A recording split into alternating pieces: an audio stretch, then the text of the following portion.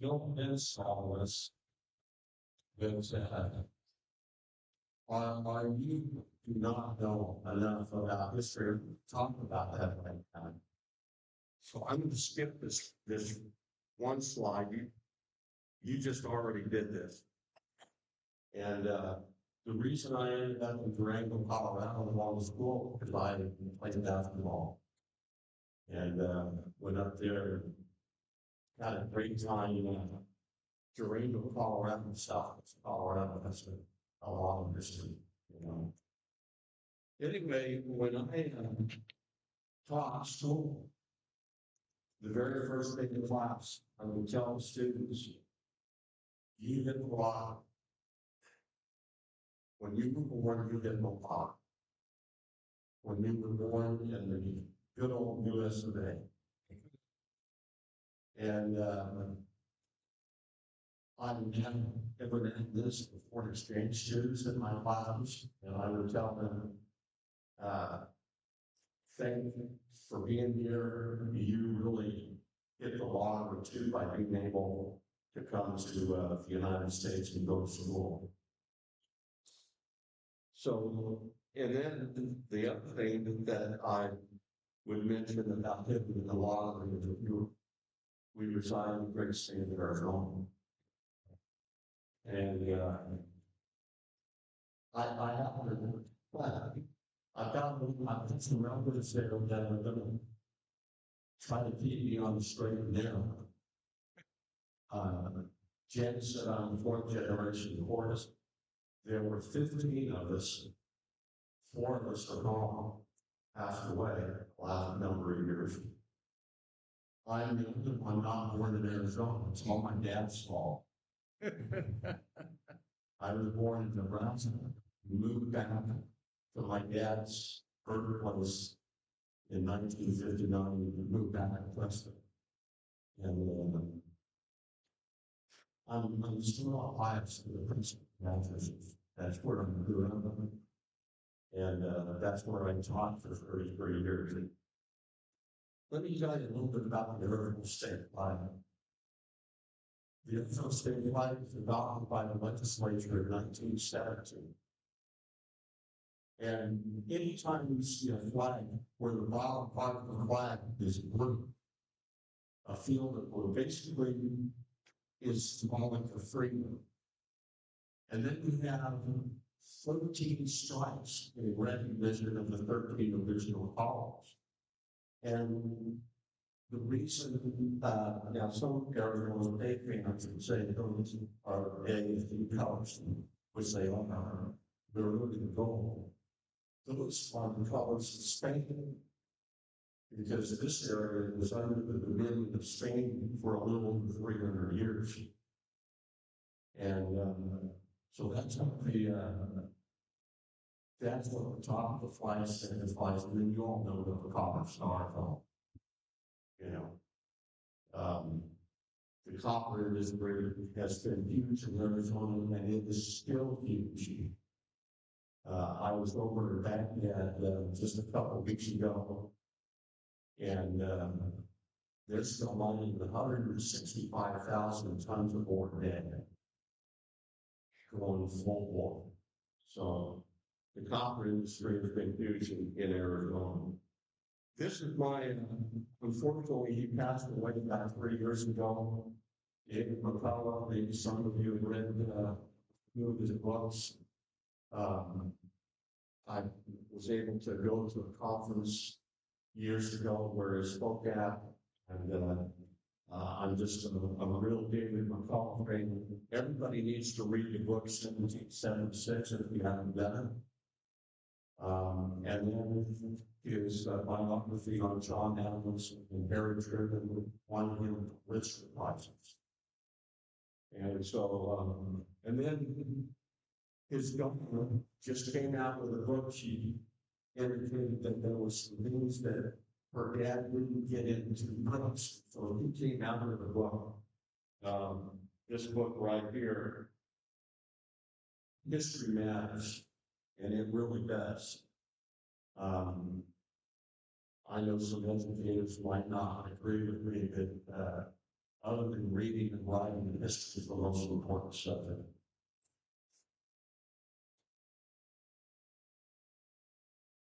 You cannot appreciate that which you do not know. And that's a concern with the youth today, is they don't know what kind of efforts people went through to make their lives the way they are today. So that's enough on David McCullough. And so United States history is a story of immigration. Immigration has kind of been a topic of discussion lately. A little bit. Well, I was going to tell you about this guy by the name of John Henry. John Henry, this is a picture of him when he was 16 years old. He was born in an area in what is today the northwest part of Germany, and he was born in a period of time when there was no Germany. Germany did not get unified until 1871 under the leadership of Bismarck. And he was born and raised in a province called Hanover. I think I have a map here. So here's the province of Hanover there is in green. Right there. And when John Henry turned 16, there was a military draft. There was also political unrest, civil war strife going on in that kind of Europe in the 1860s. And the military draft required 60-year-olds to serve 3 years. And there were a number of men from the province of Hanover that got out of town. They were drafted officers. And John Henry was one of them. So he came to New York City in 1869 when he was 16 years old. He got a job in a sugar factory loading 100-pound blocks of sugar onto railroad cars. We really don't know how John Henry was in New York City. My estimation is he was there until about 1874, 1875. And then he took Forrest Greeley's admonition, go west of him. And so that's what he did. When he came to New York, Ellis Island was not the immigration entrance into the country until late 1880s. And so John Henry came in to an area called Castle Garden, which is a very similar to Manhattan. And most immigrants were coming through that port of entry at the time. In American history, people immigrate for one of these three reasons. Sometimes a combination of all three. I feel John Henry came for both economic and political freedom.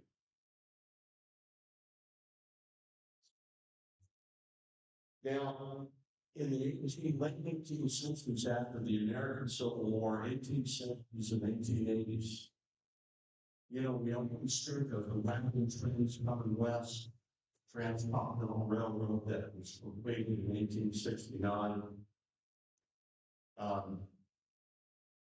Half the people that came west came by water and not by land. There was actually a railroad built across the Isthmus of Panama in 1855. That's exactly what John Henry did. I have tried to look for passenger lists on ships to try to get some kind of a feel for exactly when it became less. So he came to San Francisco, worked in San Francisco for a few years. And this just gives me the opportunity to talk about your background in Europe. He came from a family of stockkeepers. In fact, he was an excellent taffy puller, candy maker. So anyway, there was this German connection with early Arizona history. A lot of the leaders in Arizona were founded or certainly invested in by German immigrants.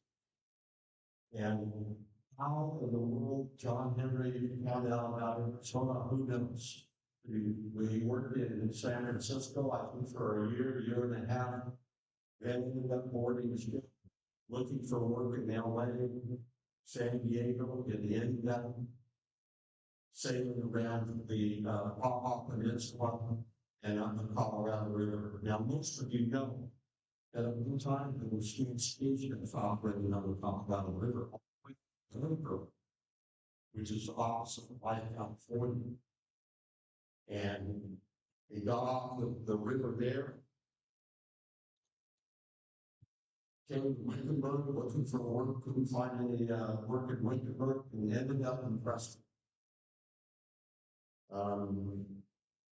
Probably late fall of 1876, early wintertime 1877. And the reason I think that is because we know that the first courthouse on the courthouse plaza in Preston was finished at the end of 1877. Now, this is a picture of Preston, and you can just kind of see the foundation that had been laid in the middle of the plaza there. That's how Preston looked like in 1877. Town of about 4,000 people in the area, and that's what John Henry would have seen as he came into Preston. He got a temporary job in a brick masonry that went, the bricks that were made in that brick masonry went into the building of the very first town courthouse in Preston. And there it is.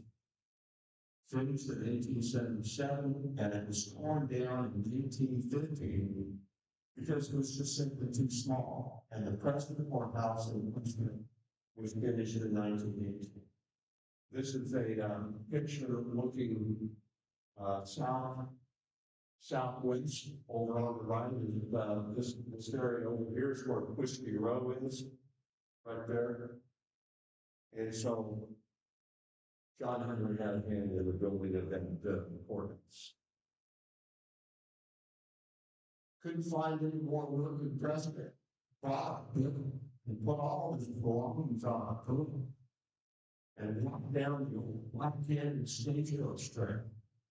Always looking for work. Went to a little town just west of there called Goodman, foot of the Bradshaw Mountains. Couldn't find anyone. He ended up in the town of Gillette.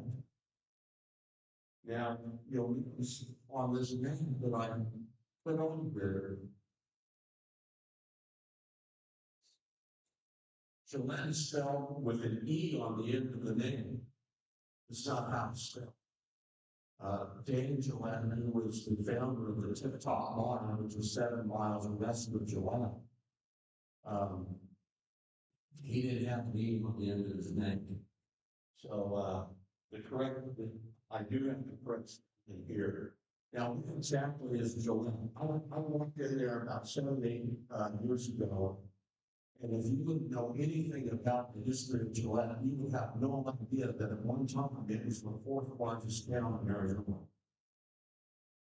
Old Preston, Tucson, and Yuma were on chart. And they take the old out of the Tip Top Mine in send those capital trains over to Gillette for the ordering process for the building. So John Henry settled in Gillette, and all of you probably know where Black Canyon City is. You know that the Olive River runs through there. Gillette is about halfway between Black Canyon City and where the Olive flows into Lake Pleasant. and it's on the west side of the Olive Tree River, the town side is. That's in Yavapai County. If you're on the east side of the Olive Tree River, at that point, you're in Maricopa County. By the way, this also gives me the opportunity to tell you what the word Yavapai means. Anytime you see PAI on the end of a Native American word, it means the people. And Yava means son.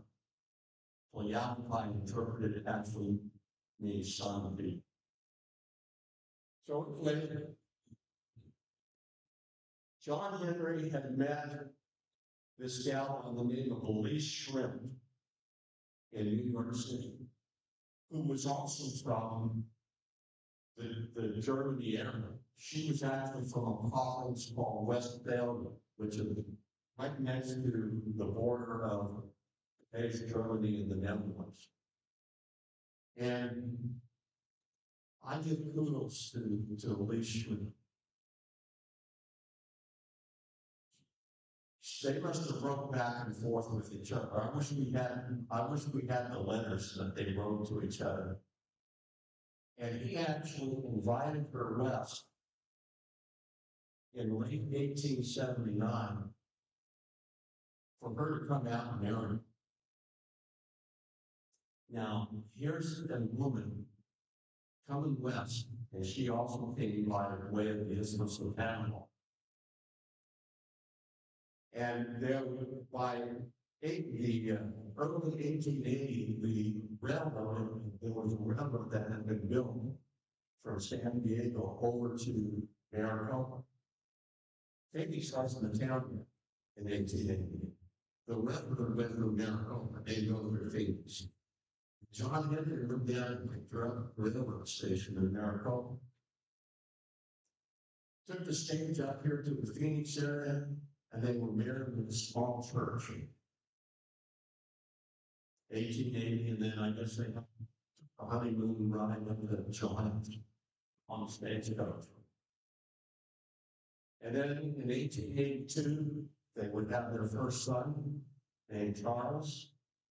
And remember now, John Henry came from a family of stockkeepers. I am convinced that he had in his mind, he wanted to get into the merchandising business. And there was an opportunity.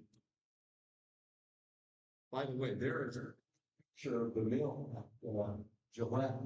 John Henry for a couple of years did the graveyard shift as an amalgamator in the mill. And then go home and sleep in the morning, spend the afternoons going one of the saloons in the Gillette project. He was saving the money.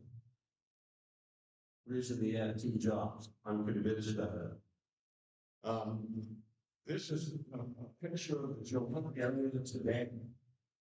That mill from the previous picture would have been one in this area here. This is the Olive Tree River right here. This picture is looking southeast. And like I said, there's a few walls left of an old hotel. And other than that, you would have no idea that there was a town there. By 1890, Gillette was no more because the mine top mine closed down, and there was no more Gillette. By the way, one of the residents for a few years in the 1870s at Gillette was a guy named Jack Sweet, who was considered by some to be the father of Phoenix, because he was the guy that really started moving down the Salt River into the old canals and making this area become an agricultural area.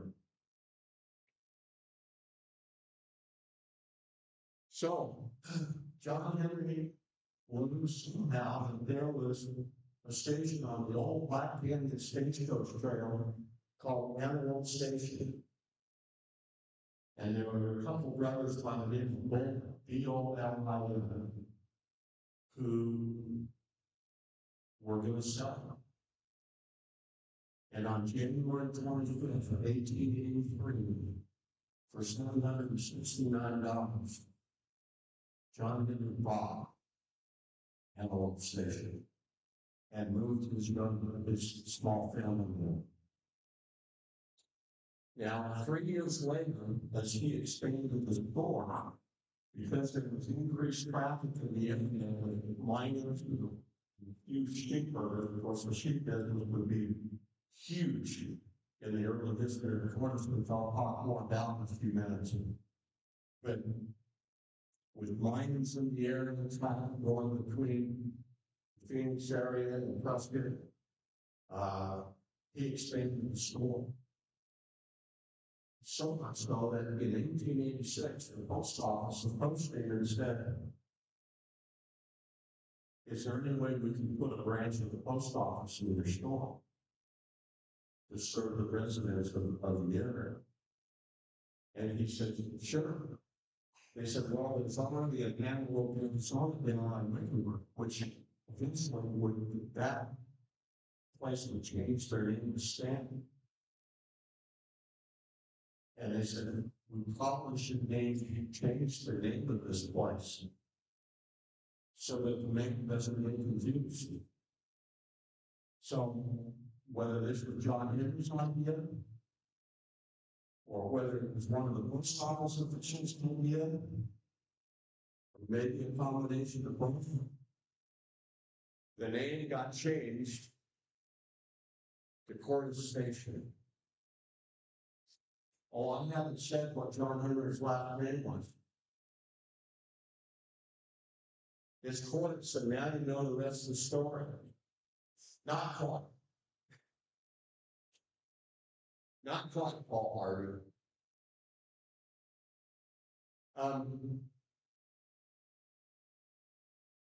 I've got to know a little bit of Marshall Trimble. Janice, you said you know Marshall. I went to a dinner show at a palace restaurant in Prescott, and there were about 100 people there. And I didn't think Marshall knew that I was there. And about midway through his, he was doing a dinner show with Dolan Ellis. I don't know how many of you know who Dolan Ellis is. Arizona's a very good dinner, right? So Marshall gets up at the microphone. Marshall gets up at the microphone and he says, since there's reporters here in the audience, I gotta tell you the story. He said in 1837, my dad got transferred by the Santa Fe River up to Asheville. And he said, my brother and I are with my dad, we're driving in my dad's pickup, all in the trailer full of stuff, moving stuff asphalt.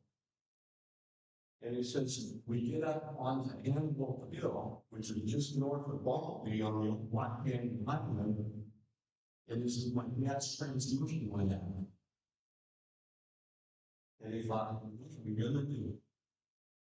And he said that my dad, my brother and I, we put a couple rocks behind the back tires of the trailer, and a couple rocks behind the back tires of the pickup, and we ran through over the hill in the forest and got a hold of the forest. And Henry came down with the truck and pulled us again to Cordes, and he said, they called Raymond for a brand new part. Couldn't find any part that auto parts stores in Phoenix. I had to a new transmission around there. And once she said my reader, we had so much fun for about 4 days. We're kind of hoping that transmission wouldn't come in. By the way, in his book, Roadside History of Arizona, he mentions that story. So I didn't know he knew that I was there. Obviously, he did. I'm sure a number of you have read a number of his books. And there is some guy by the name of Cal Cordes a number of years ago sitting on the front of an old water truck down in Cordes. And that happens to be my name. And back about a little more than 6 years ago, Captain Cordes Coyne, who was a granddaughter of Henry Cordes, she opened up the old store, kind of turned it into an antique store, and unfortunately she passed away of leukemia in the summer of 2019. And I miss her a lot because she's really interested in the Cordes family history and living law. So obviously there's multiple signing the book for there in the old Cordes store.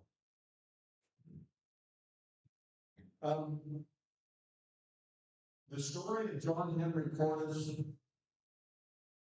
the story of our great-grandparents, before generation of cousins, is an example of westward expansion. And we all know that looking at a map, pretty much the expansion occurred from the east coast to the west coast, with maybe one exception, and that would be California. But it was westward expansion. It was like this painting. A guy by the name of John Gaines painted this in 1872. The concept of manifest incident. You can see over here to the right, that's New York Harbor. You can see the buffalo and the Native Americans fleeing, the Conestoga wagon. You just see farmers, miners. It's really a depiction of westward expansion. The angelic being in the center, John Gass called her Columbian because it said Columbus was the starter of westward expansion. The book that she's carrying just says school book on it. So obviously there was an educational thing about the painting. Now, I had to add to this a little bit years ago. This is the Cordes string theory of Western settlement. Who were the first people of European descent, usually in an area? Mountain. Then the miners are done. And then the miners are asked for the military to come in and protect. And then the church people would come in, and then the merchants like John and them would come. Just about every western settlement followed this same organizational pattern. Here is a picture taken in about, I'm estimating about 1895. It's a really good looking picture of the Cordes, of the first Cordes family in Arizona. You've got John Henry. Here's Elise, and I think by the time she came to New York, people just called her Lizzie. And that's Lizzie now. Talking years ago to my great aunt Min, our great aunt Min is this baby that her dad is holding.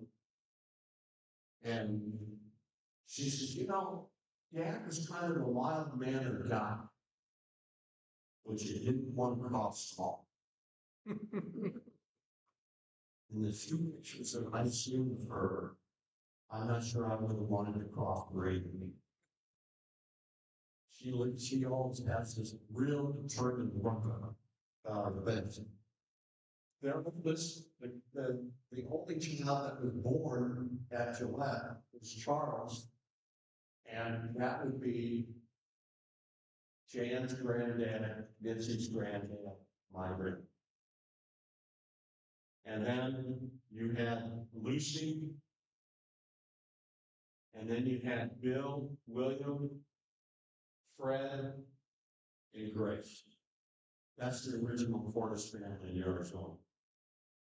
Now I'm estimating that because men were born in 1896, I'm estimating this picture probably 1895.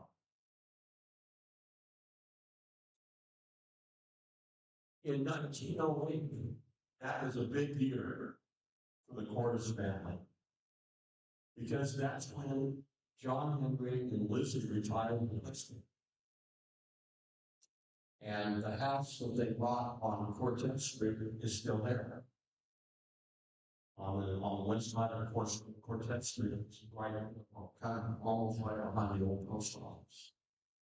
And they retired from Lisbon. They still had 2 daughters at home, basically men, who ended up finishing elementary school.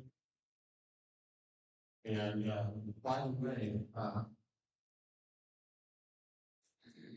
you mentioned, Janice, about there's this education thing with the Cordes family. I'm really not sure what John Henry's education background was in the area of Europe that he grew up in. But I will tell you this, that once Grace and me finished elementary school in Preston in about 1914, 1915, he sold a house in Preston and bought a house in Denver, just so his daughters could go to Temple Normal School, which today is Arizona State University. So education had to be pretty important to it. By the way,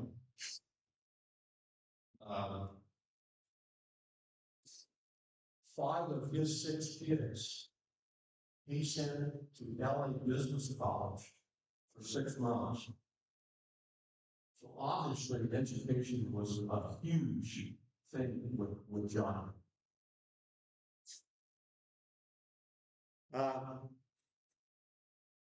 They have a child named George Cordes. He's buried in Cordes. He was born September 1884 and died on October 8, 1887. And there's kind of some differences of opinions of what this young boy died of. Some family members have said he died of eating poisonous berries. I've heard some people say that he died of spinal meningitis. Anyway, he only lived to be 3 years old. This would have been the second child that John Henry and Elisa had after their oldest son Charles was born. Well, then they would end up having five little kids. And here they are in the 1950s, taken at Charles's house in Maine. I'm estimating this sometime in the 1950s. You got Charles, here's Lucy, here's Bill, Fred, Grace, and Min.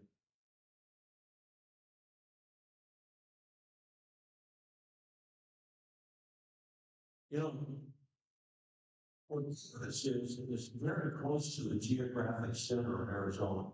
Geographic center of Arizona, only like 15 miles east and a little bit south of Forest Junction. So right smack in the middle of the state. Here is a picture of an old package received. You can see the Cordes postmark in the upper right-hand corner of the screen there. August 22nd, 1898. I had no idea until I did an independent study at ASU in 1983. I had no idea Cordes even had a post office. And I'm in the Hayden Library looking at it. Something I'm interested in Southwest postmarks. And this gentleman had done a dissertation, part of his doctorate degree at the University of New Mexico. And I'm coming through this, I went down, here's Here's the Cordes coastline. I immediately went up to Cordes a few days later and got a few packets receipts from my Uncle Henry, who that was still in the back of the store. So that's where I got it from. So, where is Old Cordes in relationship to Cordes Junction? Here is Cordes Junction, and if you go south, you go to another interchange. If you go east, that's the road along the basin, along Verde River. This road goes over, the sign says the Crown King. This road goes over and connects to the old Black Canyon Highway. And right where that road intersects with the old Black Canyon Highway is Old Cordes. So as I go flies, probably Old Cordes is about, I'd say 3 to 4 miles from Cordes Junction as the crow flies. And that's where Mitzie's dad, Jan's dad, my dad, that's where they grew up.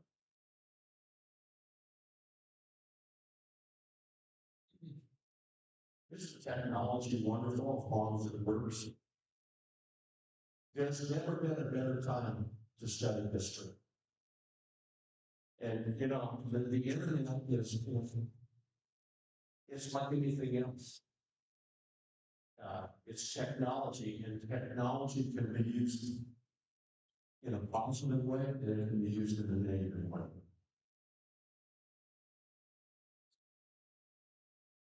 Here is the father of United Methodist Church. He was a main investor, and he recognized right away how much cheaper it is and quicker to get it out of mines and get it shipped.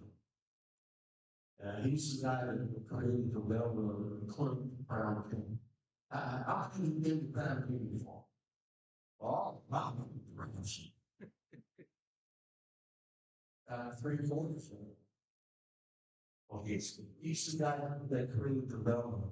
The Crown King was in 1905. And why is that important as far as Cordes is concerned? There is a kind of small canyon in western Cordes called Cedar Canyon.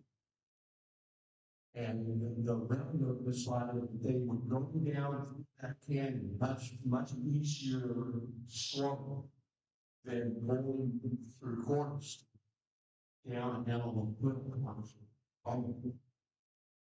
So basically, there was a sliding creek called Cordes-Heydt about 2 miles west of Old Cordes. You can see this map here. Here is the railroad going up to Crown King, and there is a stop there at Cordes, which is the Cordes-Heydt. And when they built the railroad, they put a phone line in with it. Cordes had a phone line as early as 1905, but didn't get electricity until 1941. Yeah, so I had to run generators, you know, for electricity. Cordes up until 1941. Here is another description of the Bradshaw Railroad. Again, Frank Murphy. I don't know how many of you have ever eaten that Murphy's restaurant in Richmond. You know, Richmond comes from. And Dr. Frank Murphy. And you can see here, you see Cordes here, and they took the railroad out about 1927. And when you go on the switch house, going up to Crown King, you're actually driving on the old railroad bed. Yeah.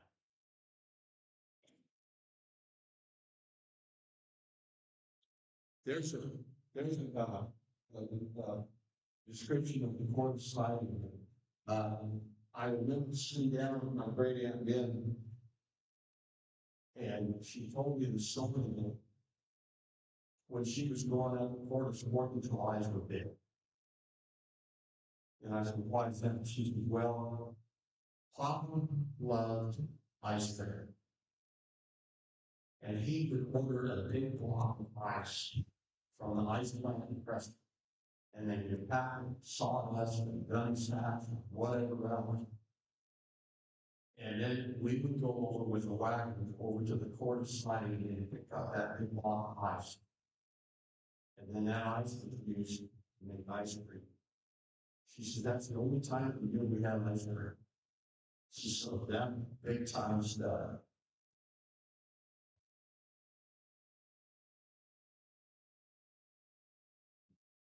The store that John Henry created was actually part of the house until 1910. This building was finished in 1910. Actually, it wasn't finished until John Henry and Lucy Preston and their oldest son Charles took over the business. Another picture of the store. Now, this store would actually burn down in 1941. And I can tell you about this couple. This is Jan, Mitzie, and I, grandparents. This is a wedding picture. May 5th, 1908, and we're married together. Now, we know all about people meeting each other on the internet, right today. Well, you know, Charles working for his people. Pick up the phone, and usually one of the operators on the phone that I talked to who he wanted to be connected to was a gal named Mary Chastain, who was one of the very first telephone operators in the Alabama County. He ended up asking her to advance the man, and the rest is history. So they met each other on the phone for this one. Yeah. Here in down Lynn Cordes' 50th wedding anniversary in 1958. I'm sure I was there. This is a picture of both of them about a year before Charles passed away in 1963. Mary passed away in the following year in 1964. By the way, Charles and Mary and John Henry and Elise are buried head to head in the mountains of Cemetery in Preston. So Charles took over the business in 1908. That was a big year for him. Took over the business, he got married. Now let's get into the sheep business. You know, I hate to say it, polyester and cotton kind of did the sheep business in, didn't it? Yeah. But obviously the sheep business, late 1800s and early 1900s was big in Arizona. There was several sheep trails in Arizona. I've seen as many as 3 on maps. I've seen some maps show 4. But the westernmost sheep trail from Flagstaff down to the Cave Creek area came through the forest. And so during the spring and during the fall, there was a lot of activity in the forest. And you can see here pictures of a dipping vat here. The sheep had to come through that dipping vat after they were here to prevent them from getting a disease called scabies. And those pictures were taken at Cordes. You see the bales of wool there, and then they would transport those bales of wool over to the Cordes-Heydt to be shipped out. But John Henry and then later his son Charles sold a lot of stuff to the sheep herders. And Cordes was kind of during the summer months and during the winter months, not a whole lot's happening there. You know, according to a number of people, there were as many as 40,000 to 50,000 sheep that had come from Cordes during this winter or during fall. So the sheep business was big as far as Cordes was concerned. Here's a better picture of the sheep going through that.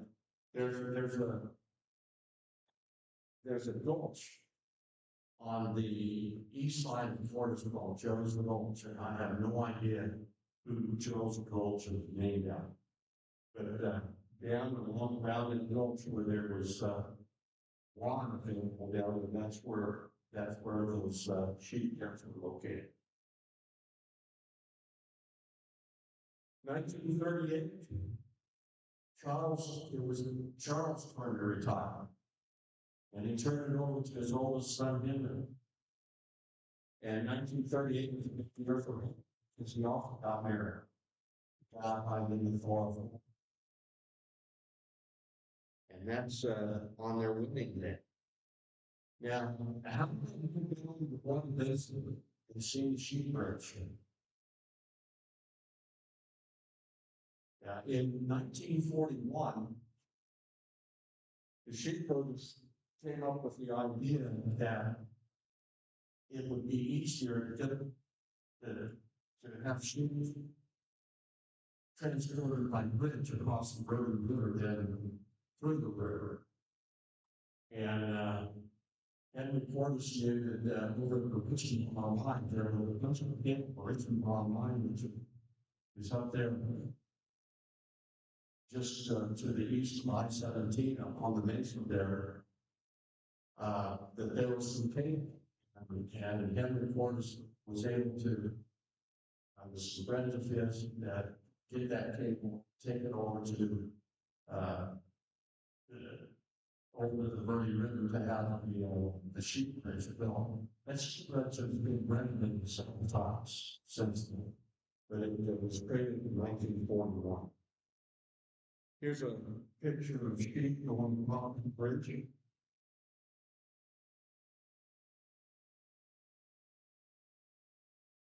Here's a picture of what the bridge looks like today. So my point is, the sheep business in the late 1800s and early 1900s was a big part of Cordes business. Here's the sheep bridge area today. Now let's get to the old Black Canyon Highway. Old Black Canyon Highway, in many places followed the old stagecoach trail, some places that didn't. This is the old Black Canyon Highway just east of Preston, going over Lee Street. That bridge there is still there today, although traffic doesn't cross it. They built another bridge, but somebody, probably for historic reasons, didn't have the heart of the photos of them. So that bridge is still there. I can still remember, I'm old enough to remember that Highway 69 went all the way from Preston all the way to Phoenix. You know, this was before the interstate. This map shows what the old Black Canyon, where the old Black Canyon Highway went, even before it was paved. The Highway 69 was not paved until 1955, completely. In my history of presentations, one of the reasons Preston lost being the capital territorial Arizona was because of geography. Preston was not an easy place to get in and out of. Even up until World War II, half the people that went into Preston came by rail, and not by car. And that's the reason eventually in 1889 that the capital was moved down to Phoenix. You can see Cordes on the map right there. Cordes Junction would be in this area. Of course, in those days, there was no Cordes Junction. And this is the picture of the store at Cordes after it burned down. There was a warehouse, small warehouse building behind. They were able to save most of the contents of the store. Ended up totally owning. And they knocked down those existing walls and eventually, let me go on here. Whoops. I'll show you the new store, which I had up on the screen earlier. But this kind of is a map of Cordes around the early 1940s. As early as the 19-teens, there was a gas pump put in here. This is where the new store went after the old store had burned. Before the old store had been built in 1910, John Henry had this part of the house as his store. He extended that store there. And eventually the house would add some bedrooms on the back. There was a well in the late 1800s here, and because it started to run dry, they moved the well down here next to Antelope Creek. There was a school at Cordes in the early 1900s. I hired a teacher for about some years. There was lodgings for different people that needed a place to stay, and then the barns were over here on the east side of the area.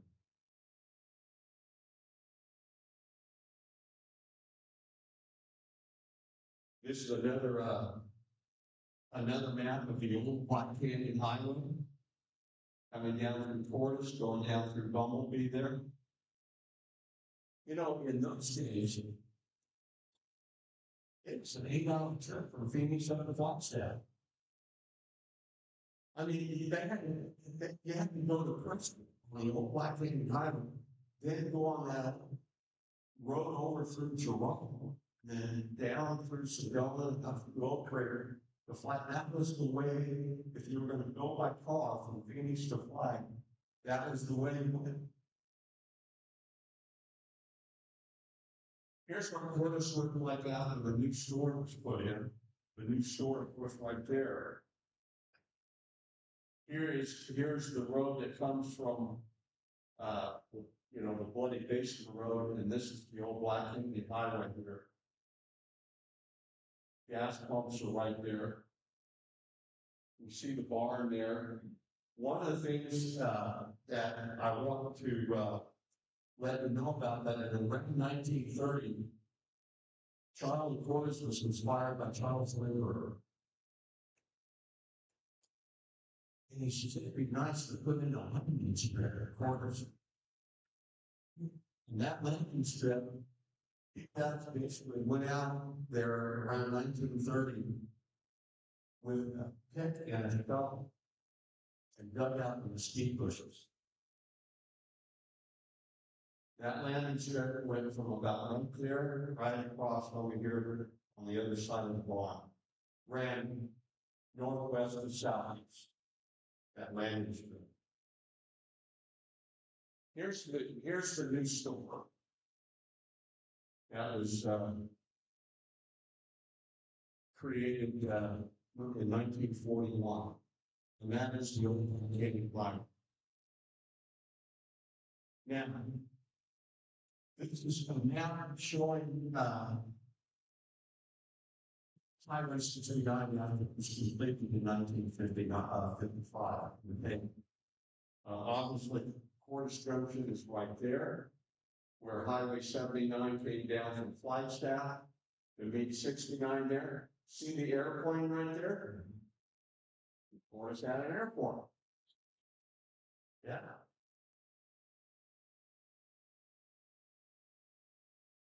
So I've already explained to you about where that landing strip was. By the way, it's still on airline maps, even to this day. I don't think anybody's landed there in years. So here's the configuration of the new Highway 69, which I've already talked about. Now, this gets into the story. In the late 1940s, Henry Cordes learned that the Arizona Department of Transportation was going to create a new highway 69. So Henry, with some friends of his, went over to file some mining claims. Oh, we thought the junction was going to be. So a few years later, when they started building the road, the construction guys over at the junction, the closest thing for them to devise was over an old course. And so that's why the names, they called them Camp Cordes. And the names stuck and became Cordes Junction. And the state tried to condemn the property. And Henry Cordes had to get some help to try to have the state not do that. And he got a guy by the name of Cordes-Heydt to help him out. And they were successful. So the state did have to buy those mining claims from Henry Cordes. And Henry Cordes was able to take a couple mining claims and put in the gas station that opened in actually opened it in about 1955. I still remember the small station. And Cordes-Heydt came. By the way, are you aware that Cordes-Heydt, even to this day, has the second longest tenure of serving in Congress in the United States history? Sean Thurman beat several years ago. Sean Thurman served 59 years in Congress, served 52 years in Congress. And then one time, Cordes-Heydt was third in line for the presidency. Because when President Hillary was assassinated, we had no way of selecting a vice president. Now we do, with the 22nd Amendment. And, you know, the line of succession goes from the president, goes to the vice president, for a year, and I think we didn't do the vice president. The president, Vice President Johnson, had become president. And then the Speaker of the House, John McCormick from Massachusetts. And the next in line is the President pro tem of the Senate, which is another David Smalley.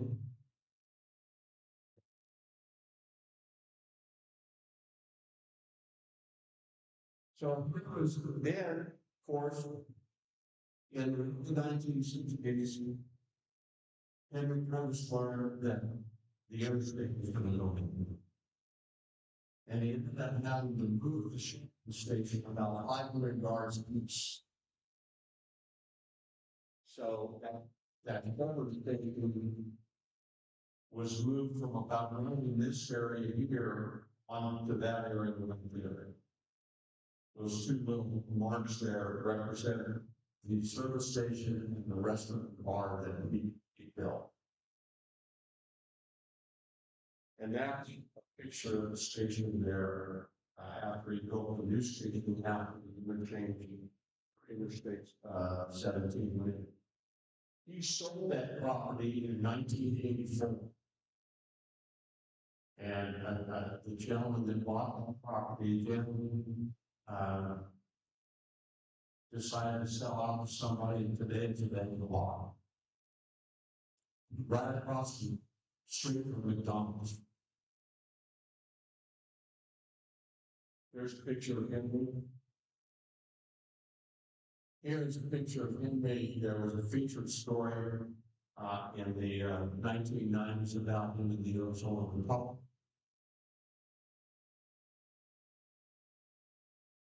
This is interesting.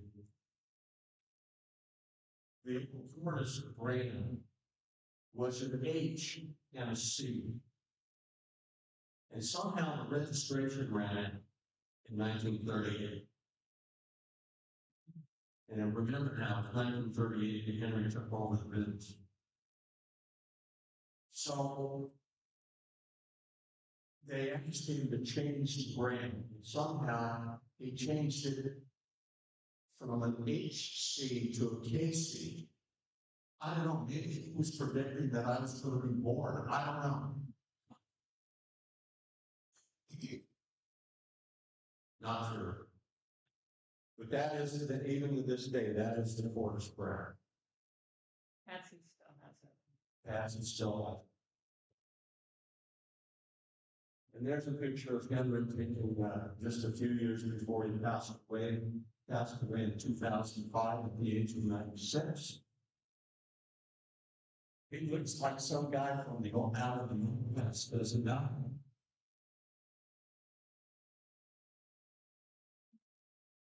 In 1996, he donated some land on the southeast side of Horse Junction. And I have to give kudos to a couple of women that live in Cordes-Heydt. He donated land in front called Henry Cordes Block. I mean, it's only like a quarter of a mile down the road from that McDonald's that I was talking about. Convenience store, there's a Dollar General store there. Or not down the road on the left-hand side, the east side of the road is the Henry Cordes Park. It's nice. There's a basketball court there, there's bathrooms, and fairly well maintained. And that's Henry Cordes breaking ground for that park in 1996. Where was that park? Here's the McDonald's. This is the convenience store. That's that Dollar General store, and the park is right there. And of course, this is Interstate 17 over here.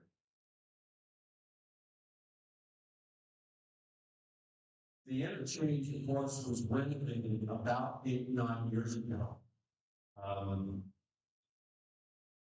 There was a problem at the junction. Let me go back. One of the reasons that ADOT decided to change to make the renovation is because cars, as cars were coming on this off ramp and getting on 69, cars were, speeding through here. They had several accidents right here at this intersection here. And so they decided to do away with it.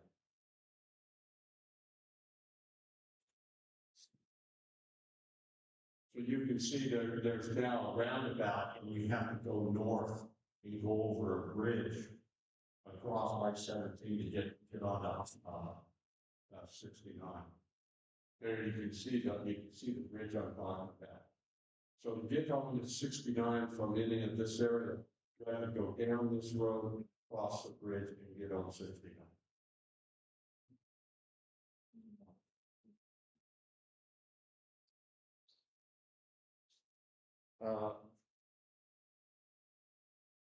Henry Cordes was quite the guy. He was the type of guy that he could do anything. He really could. He could fix anything and take care of anybody. Cordes Ranch, established 1883. The old house in the background still there. And I have a few to talk about a few other relatives. There's a book that was written by Claire Trenton Cordes about 30 years ago. She passed away in 1996. She was married to Ray up Fred, and she's part of the Champion family that grew up in the Capitol Hot Springs area, as you well know. And did you say you had a book in your library? Here is another person who can do anything. I mean, when her daughter Martha was like 4 or 5 months old, she would put Martha up on a horse and she would go out And with Martha on the horse, helped her husband Fred around the cattle. And then what's amazing to me is the amount of times they rode horseback from the Turkey Creek area, which is cleaner, up to Crown Gate to go to the dance. Probably took a half of it just to get up to Crown Gate on horseback, you know. There's a picture of her later in life. About a year before she passed away, I saw her in the Pioneer Home in Preston. And I said, Aunt Claire, you were born in 1900. You've seen a lot of things. What form of technology you think has had the most influence on you? And immediately she said, oh, the walking machine.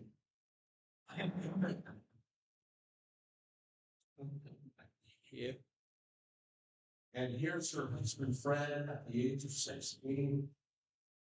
He actually was drafted for World War I and was able to come home from the service early in 1919 because it was in 1990 that his dad passed away of influenza. Remember, we had a huge flu epidemic in the United States in that year, and our great-granddad died in that flu epidemic.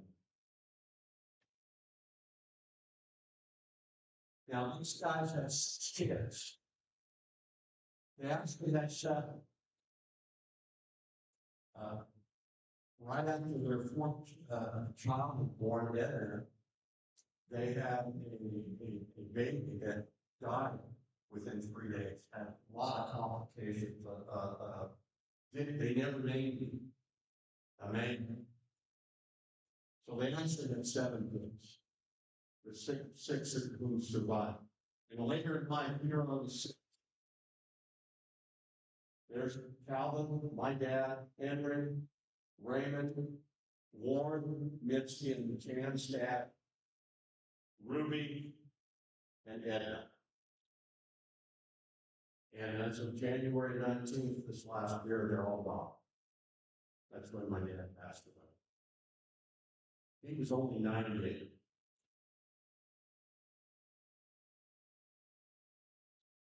All of those 6 kids, part of their growing up years were spent going to school in the old red brick schoolhouse in Maryland. That building was finished in 1950. I think Henry only attended there about a year or 2. But obviously the rest of the kids attended more years in that school than that. And you've seen this picture. And you've seen this picture already. I have a stepdad who's a really good artist. And he actually drew, this is my business part, by the way. I do some financial advising. And he drew that picture from that picture there. Drew that sketch. And then 3 weeks ago, I was speaking for 3 hours. Can you imagine me speaking for 3 hours at a Southern Baptist Church in Chino Valley about the Christian heritage in the Valley of America. I do that, and I don't charge anything to do it. By the way, the last 2 nights, history on PBS by Ken Burns. I've already seen the first 2 episodes. I've got this tonight's episode, the 3rd episode. I got that. I'm recording it. And I have to tell you, when I heard Ken Burns speak in an interview, he said he was going to talk on July 18th at the Reagan Presidential Library. Guess who went? I drove over there to see Ken Burns. Yeah. So if you haven't watched any of the episodes yet, they're brand new. He's been working on this series for the last 10 years or so. And here's a very interesting quote that makes he made this quote over the Reagan Presidential Library. He said, the American Revolution is the most important event since the birth of cars.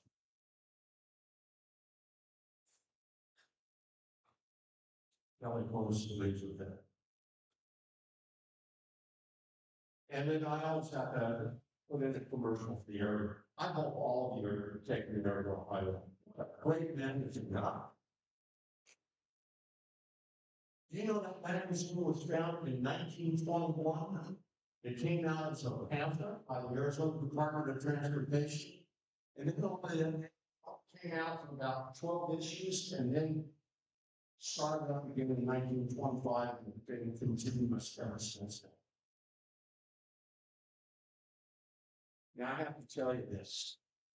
Anybody recognize that the guy that I'm with in that picture?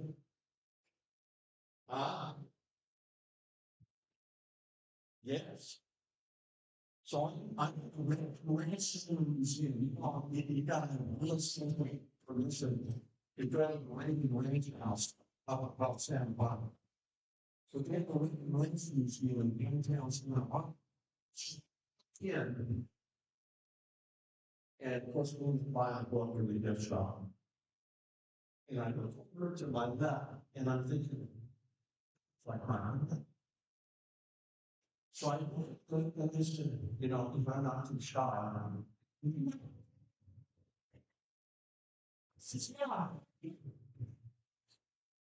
and I'm telling Forrest from Western Arizona, did you say you were this Forrest?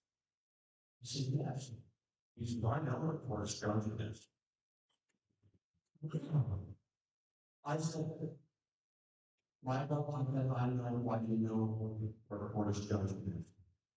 Because your sister Patty graduated from Warren School in 1970, and your father gave the commencement address that year at one school almost done in California. He says, you're about 30 minutes. And finally, one of the workers comes by and grabs the worker and he said, give him your phone. So Lassie is standing in front of a picture of the Reagan Ranch House, Ranch Museum in Mile Ridge.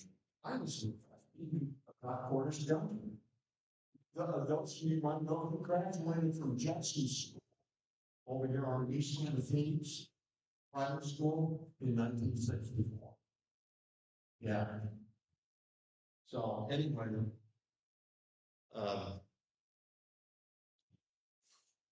any questions? Have I talked long then?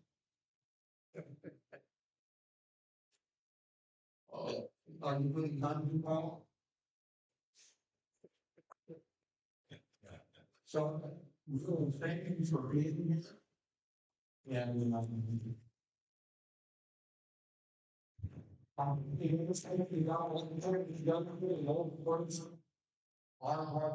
where they're at.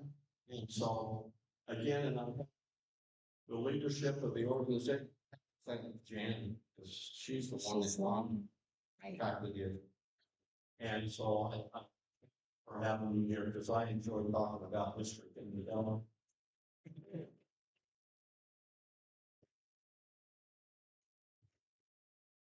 We are actually going to give Kelly a year